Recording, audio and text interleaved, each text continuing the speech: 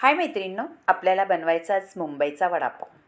वडापाव म्हटलं का सगळ्यांच्याच तोंडाला पाणी सुटतं. बटाट्यापासून बनवलेला हा भन्नाट पदार्थ अगदी चवचा, सगळ्यांच्या आवडीचा. नक्कीच करून पहा आणि रंजना किचनला लाईक करा, शेअर करा, कमेंट करायला विसरू नका आणि सबस्क्राईब करा.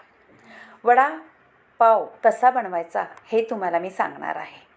बटाटे घ्यायचे वाफून, त्यामध्ये घालायचं आहे आलं, लसूण, हिरवी मिरची, कोथिंबीर, गरम मसाला, हळद, मीठ आणि ह्याचं छान असं पुरण बनवायचं आणि गोल गोळे करून बेसन पिठामध्ये घोळवायचं.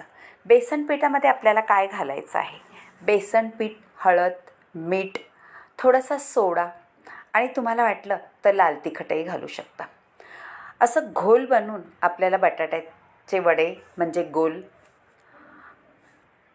बनवून त्याच्यामध्ये डिप करायचं आणि आपल्याला छान असे बटाटे वडे तयार करायचे. झटपट होतात, काहीही वेळ न लागता असा बटाटा वडा तयार होतो. मुंबईमध्ये अर्धी लोक वडापाववरती जगतात. ह्या वडापावनी सगळ्यांना जीवनदान दिलेलं आहे. खरंच मैत्रिणींनो, वडापाव म्हटला का लहानांपासून मोठ्यांपर्यंत आवडणारा हा वडापाव नक्की करून पहा आणि रंजना किचनला लाईक करा, शेअर करा, कमेंट करायला विसरू नका आणि सबस्क्राईब करा. अशाच नवनवीन रेसिपी बनवण्यासाठी रंजना किचनला सबस्क्राईब करून म्हणजे रोज तुमच्यापर्यंत नवनवीन रेसिपी पोचत जातील. पहा, मुंबईचा वडापाव भारी झालेला आहे. नक्की करून पहा.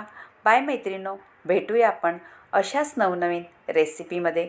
तोपर्यंत छान आपला मुंबई वडापाव स्पेशल आणि कोणालाही आवडणारा तेवढाच चटकदार करून पहा. आणि परत एकदा सांगते, रंजना किचनला लाईक करा, शेअर करा, कमेंट करायला विसरू नका, सबस्क्राईब करा. बाय मैत्रिणींनो, भेटूया आपण अशाच नवनवीन रेसिपीमध्ये.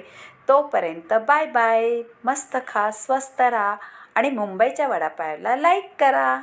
आता भेटूया पुढच्या रेसिपीमध्ये. तोपर्यंत छान वडापाव, मजेत असा चटकदार. Bye bye.